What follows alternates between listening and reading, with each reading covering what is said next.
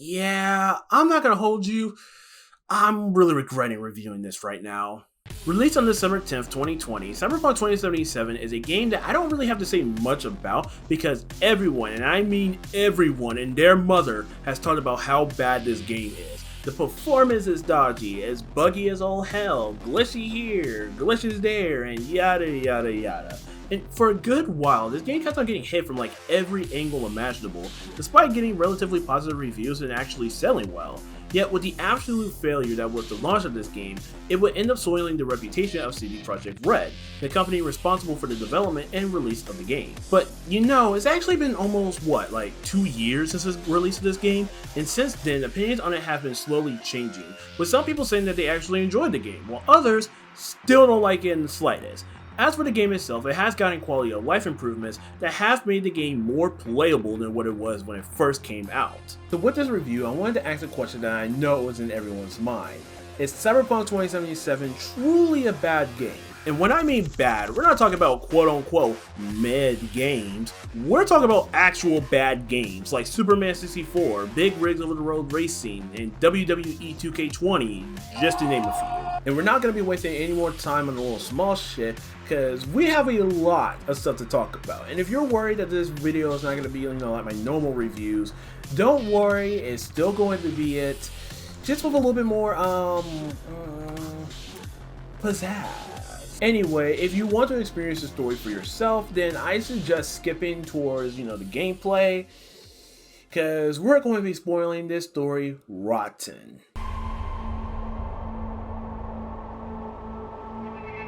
The year is 2077, and we live in a cybernetic world where everything is fucked. Specifically, Night City, where the majority of citizens are under the poverty line fighting for their lives, while the 1% is living lavishly. Capitalism at its finest. We're later introduced to our main man, woman, or peep, V, a mercenary who's doing a mission to steal a car. During said mission, however, we end up getting caught by Jackie Wells, another mercenary who was also tasked with stealing the same car. And later, we get caught by the police and promptly get our ass beaten, but after that shit, we end up befriending Jackie due to the mutual goal of becoming Night City legends, and go through a nice little montage, leading us into the first act. The first act begins with a rescue mission with Jackie and a net runner named T-Bug. After the mission, Jackie ends up getting the hookup for a mission with a fixer named Dexter Deshawn, who taxes us with stealing a biochip known as a relic from the mega corporation Arasaka. We head over to Lizzie's where we meet Evelyn Parker, a doll who has connections to Yorinobu Arasaka, and Judy Alvarez, a brain dancer technician respected in Night City. We go through a brain dance which allows the user to experience everything a host sees and feels, and during it we end up doing some reconnaissance in order to make an impossible mission actually seem possible. But just before leaving, Evelyn offers to pay us more than Dexter Deshawn, warning us that he is someone not to be trusted, which is a sentiment that is backed up with his, not so clean reputation. After getting the last bit of stuff necessary for the heist, we head over to a hotel that Yorinobu frequently goes to, and for a while everything is actually going smoothly, even to the point of getting the relic. That is until Yorinobu and his father and current head of Arasaka, Yusoburo, shows up to the room, and after a heated argument, Yorinobu kills his own father and calls for a lockdown of the entire hotel. V and Jackie manages to escape the hotel by the hair of their balls,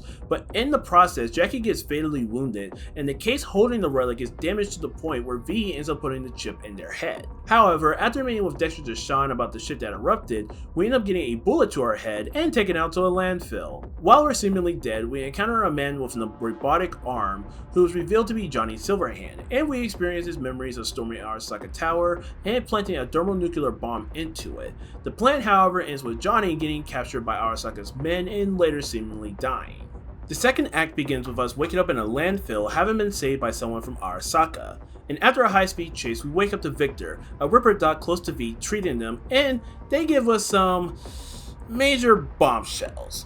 The relic in our head has the construct of Johnny Silverhand, a former war veteran, iconic rock star in Night City, and more importantly, a terrorist. And when we got shot by Dexter Deshawn, it not only triggered a resurrection sequence, but it also kickstarted an irreversible process that's overriding V's memories with Silverhands.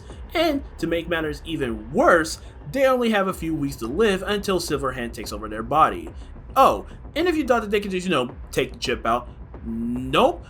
As this can lead to issues and yes, even death. Yay! fuck. After a rough night back from the dead, we end up meeting with Takemura, the guy who ended up saving us earlier back at the landfill.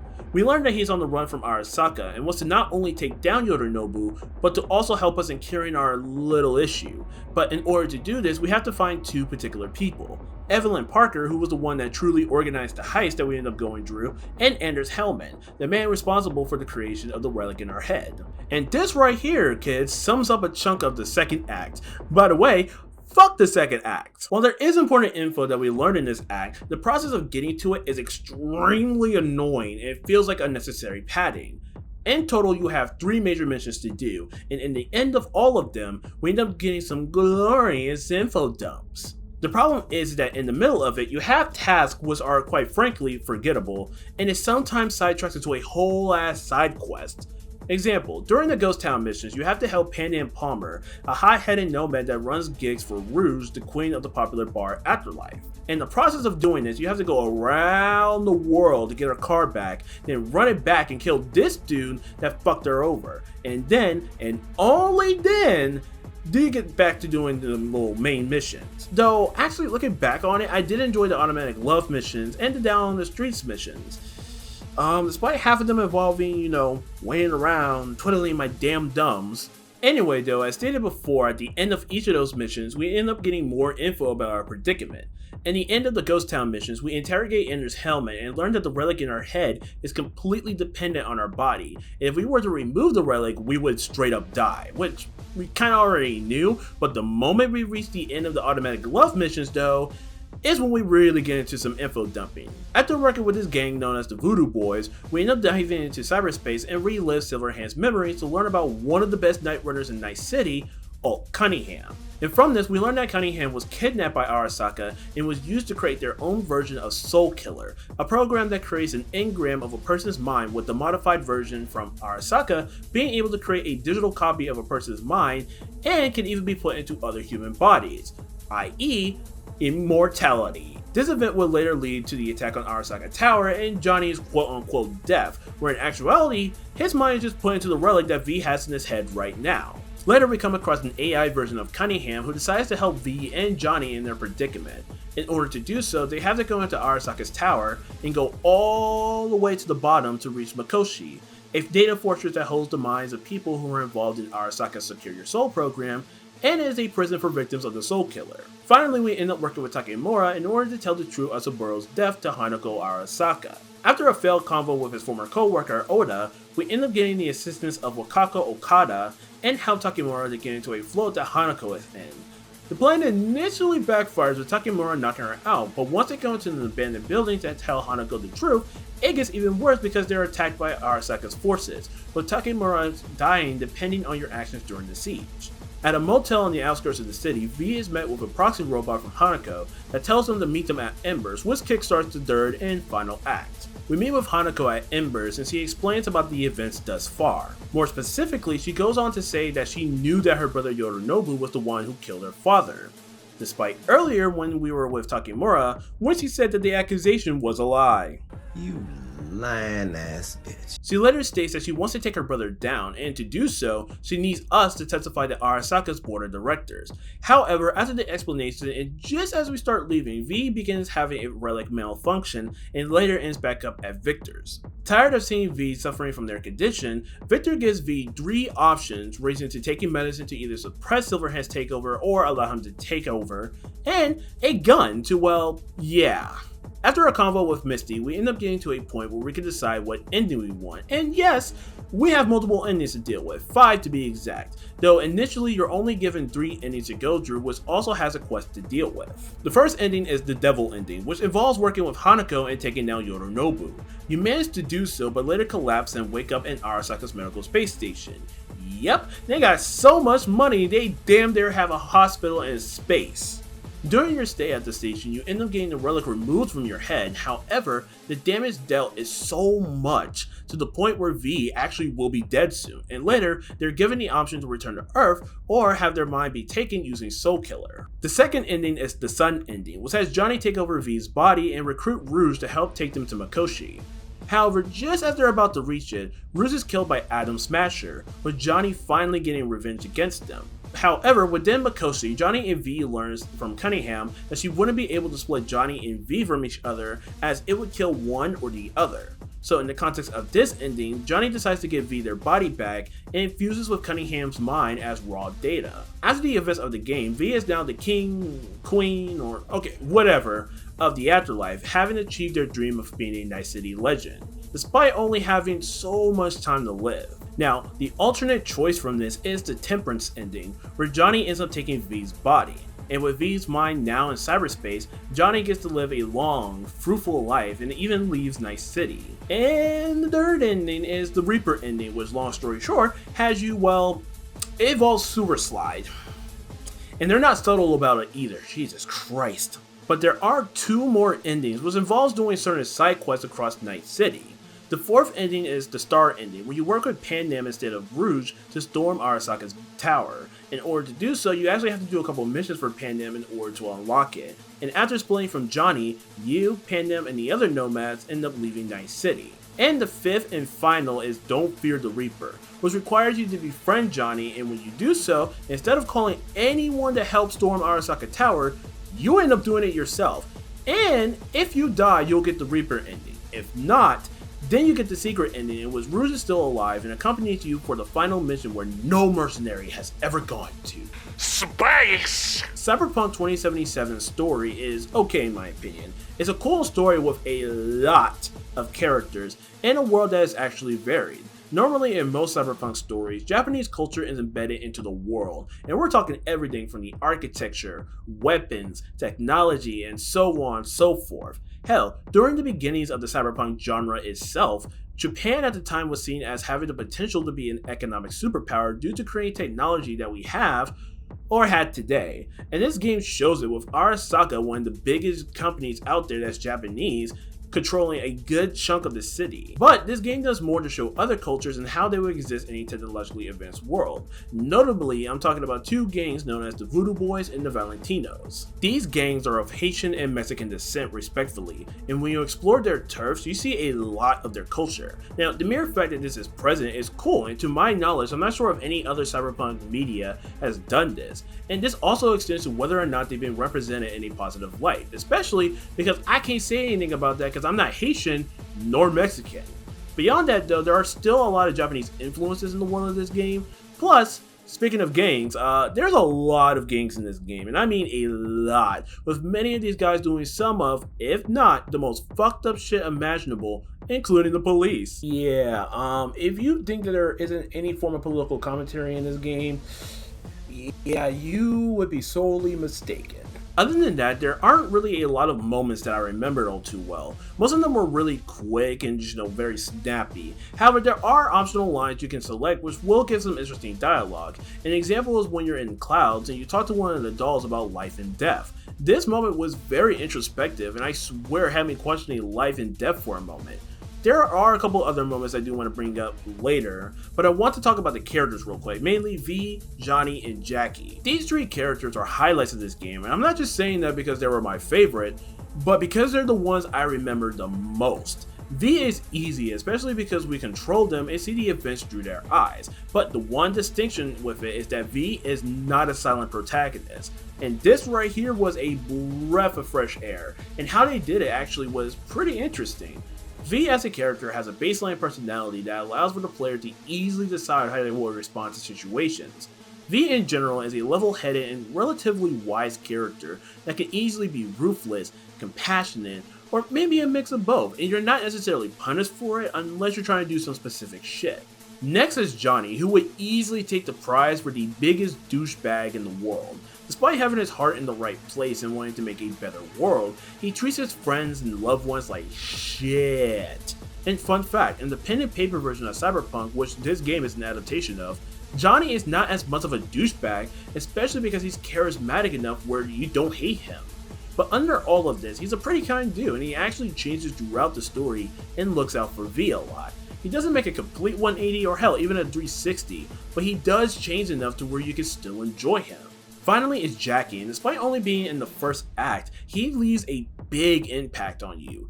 Jackie in general has a heart of gold, and whenever we see him is always energetic and just ready to go, which makes his eventual death after the heist more and more depressing, and I damn near almost shed a tear. And it's funny because your interaction with Jackie is only in the first act, which in hindsight isn't really much, but his character is that damn good where even when he's gone, you still remember him like he was your brother from another mother. Now, my only critique for this is that I wish he would have stayed in the story more and didn't automatically get killed in the first act, which don't get it twisted, I know why it's there, but I'm still better about that shit. I want my boy to live. But if there is one thing that I noticed about the story, or actually wait, if there's two things that I actually noticed about the story, was the way that it was told and the stakes between V and Johnny. And the big glaring thing about this game is that this story isn't like your typical story. You know, it has everything that a normal story has, like the rising action, climax, and all that shit. But it doesn't have a concrete villain.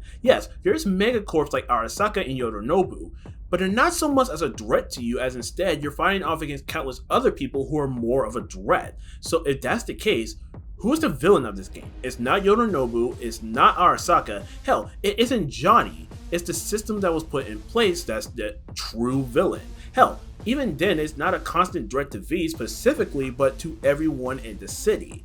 In some of the endings, despite Arasaka being crushed, there's other corporations that's now, vying for control over Night City. And you can straight up get another sequel of this game, especially if these other corps have other means to control the people, whether it be technology or good old capitalism. And speaking of which, if you could not tell about this story, it is heavily anti-capitalism. And I won't bring my opinions too much about it because, politics. But the themes of the story is something that is especially relevant today, with corporations having their hand in government policy, with what laws get made and what should be removed, and the fact that basic necessities are commodified, especially our medicine, which is something that you can easily see in Cyberpunk 2077. Finally, it's the stakes between Johnny and V, which is the conflict that drives the story. Now, the stakes are extremely personal as it involves the possible death of V. They're so scared during the beginning of the second act, and that fear of whether or not they'll find a cure for this shit intensifies the more and more you play. Now, during the first few moments of the second act, we see V and Johnny just going at it with each other. Johnny wanted to take over his body, and so on and so forth, with tension constantly in the air. Yet, as the moments relating to V's condition amps up, the stakes increase more and more. And they're not like, oh my god, the world is ending, or oh my god, we gotta deal with this big villain over here. No, it's just his condition. V's condition is the major stakes, and it's extremely, it's small. Not to downplay it, but it's small. Add the fact that Johnny has nothing to lose, meanwhile V has everything to lose from their friends and possible loved ones, it further creates that sense of tension to the point where you'll see it even more by the halfway point of the game. I don't know, it gets you a lot more excited to see what happens next and whether or not V will actually get cured. Cyberpunk 2077's story, beyond the characters and a few moments within the story, is again okay. Actually, you know what? It's more than okay. It's actually pretty good. The stakes were enough to get me to see the story in its completion. Its themes are madly relevant today, and the world was a change of pace from other Cyberpunk stories. And really, I didn't have a lot of issues. Now, if I did have issues, they were relatively small, and even then weren't enough to maybe go like, oh, I fucking hate this story. Now, one thing I will say, or actually, sorry, two things in general about the story that I want to say is that one, do not complain about the politics of this game. They're in here, and while some are subliminal, others are glaring, and I don't want to see niggas crying over this shit. And two, I swear this story reminded me a lot of Ghost in the Shell, especially with what V was going through. Jesus, that's the second time I mentioned Ghost in the Shell. And if you skip the story segment and notice how long it was, yeah, the gameplay is kind of the same case, so if we're gonna do this, I'm going to try my best to speed through some of this shit. Because, in general, this game is very formulaic. Cyberpunk 2077 can easily be described as a first-person shooter with heavy RPG elements. Completing battles, finishing missions, or doing other little things will increase your attribute level, where you can spin it on 5 categories: body, intelligence, reflexes, technical, and cool. These attributes correlate with your stats, but also correlates with the world, as having a high enough level in one of these categories can open up a new path during missions and such. So for example, if your body level is high enough, you can force open doors, and if your technical level is high, you can get through locked doors and hack things with ease. But there's also perk points, which can be obtained if you do certain actions. So like if you're a little stealthy, you can increase your ninjutsu level, and so on and so forth. These perk points can be used to give you an extra edge whenever it's to deal more damage or get more resources. And as you go through the game, you can buy all your perk points back to create different builds for different situations. Beyond the RPG elements though, everything else is just like a standard first-person shooter. You got yourselves a variety of guns, melee weapons, grenades, you know, the essentials. You can also upgrade your equipment to hit harder and give attachments and mods to them as well. Other than that, it is very formulaic. So like if you played Assassin's Creed or Far Cry, then it's going to feel real familiar. This extends to the open world, which gives you a lot of options that grow the more you play through the game. Like in most open world games, you have your main story missions and side quests, which can be done at any time. But you have smaller side quests known as gigs, which normally involves investigating something, killing someone, or retrieving a person/package. All of these missions largely give you the freedom to tackle it in any way you want. So do you want to go guns blazing, dick in your hand with your AR? You can do that. You want to move in the shadows and fuck your enemies from the back? You can do that. What about a mixture of both? All fair game. There are exceptions with some missions requiring you to go guns blazing, but for the most part, it's a better idea just to be stealthy, as enemies don't fuck around. A lot of the enemies in this game are tough, and when you eventually come across the net runners, they'll hack your ass into submission. This is when quick hacks become important to use. Now, quick hacks make life so much easier by doing certain things such as fucking with their optics, picking all possible enemies and hackable machines, and or just blowing their shit up.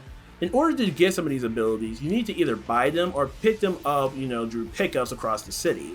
But you're also going to need to upgrade your cyberware if you want to equip more abilities, or of course get some more passive abilities. And by upgrading it, you can also get new abilities such as arm blades and even a double jump. As for the exploration of Night City, and hell, even the controls, they were very annoying.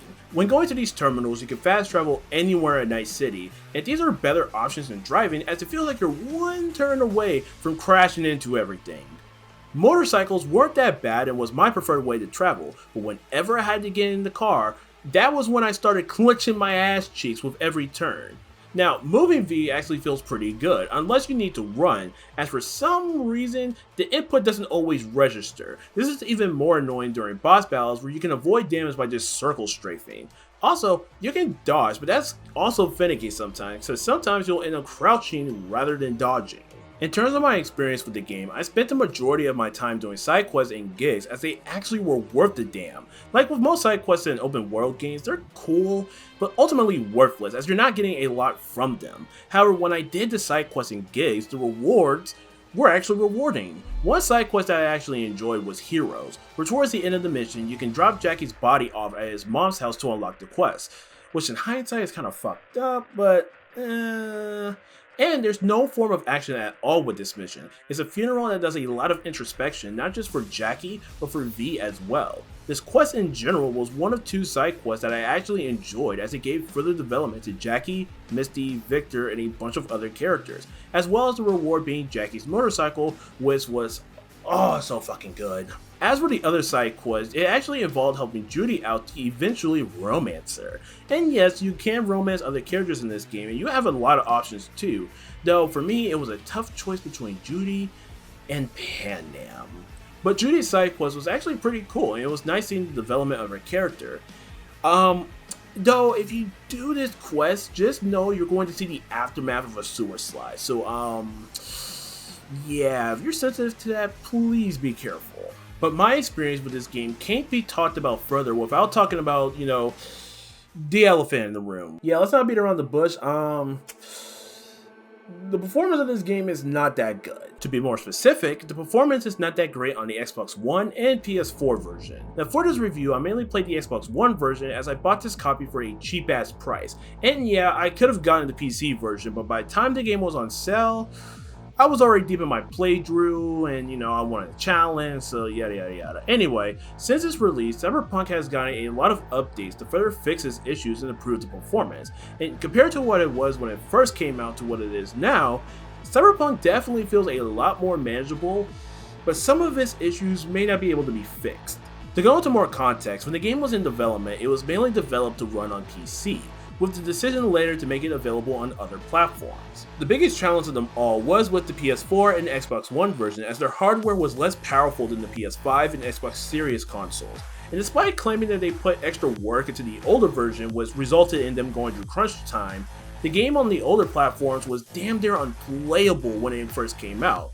I still remember seeing videos of people comparing the performance and seeing all the bugs and glitches that were popping up. Hell, when I played it last year, I had a bug that got me stuck in a call with Victor and a glitch that insta-killed me, but that last part being actually funny as hell looking back on it. So playing it now in 2022, I was surprised to see that the game had better performance, but the big issues were still there. If too much shit were going on screen, then the game straight up chugs in frames, and if you're writing at high speeds, the game struggles to render everything. It got so bad to the point where I was driving my motorcycle through unrendered textures, and at multiple occasions I was kicked off my bike and almost launched to the sky. This was worse when you were doing story missions, as it would take a while to load the characters in and for them to notice you. These experiences were so annoying to the point where I was getting genuinely burnt out with this game. Now, there were funny moments, like when fighting enemies you could make them T-pose out of nowhere, but that was it. I was at my limit, and by the time I beat the game, I was just happy for the shit to be over with. Overall, Cyberpunk 2077 is a game that I actually think is pretty good, despite the performance on the older versions of the game. The combat is engaging and allows for multiple options in order to handle different situations. The story was good and had an interesting way in telling it, a good variety of characters you actually care about, and a world that can be set apart from other Cyberpunk media. But the biggest issue is with the performance of this game, and while my experience only went to shit playing the Xbox One version, I know that is not the case for the PC and newer gen versions, especially because those versions are the better way to go. And who knows, the game did sell well, so maybe we can get a sequel to this game. Maybe, who knows. So, should you play Cyberpunk 2077? Yes, but with some caveats. If you decide to play this game, it's better to play on newer gen consoles and PC, as the performance is going to be way better and you won't encounter a lot of bugs and glitches. Though, if you're going to play on PC, be mindful of your own hardware because, it might not mix with, the system requirements and so on and so forth. Now, if you got the older gen version like I did, you can take advantage of a free upgrade, which honestly might be the better option than, buying the PS5, Xbox Series versions, because this version right here, whenever it goes on sale, is always like $10. Which in hindsight is actually pretty cheap. And with that, thank you guys so much for watching till the end of the video. So, ladies and gentlemen and non-binary peeps, we got one more game to review before we head back into the Megaton Marathon retrospect. I'm still trying to figure out a name for that shit. And for this next game that we're going to be reviewing, it is one that I have actually never played before. I've seen a lot of coverage of it from other people, and it also was recommended to me from a mutual on Twitter. So, next time I see you guys, we are going to be reviewing Legend of Dragoon for the PS1. Like always, make sure to like, comment, and subscribe if you guys enjoyed the video, and make sure to stay safe, wear a mask because it's getting crazy out there, and I'll see you guys next time. Peace!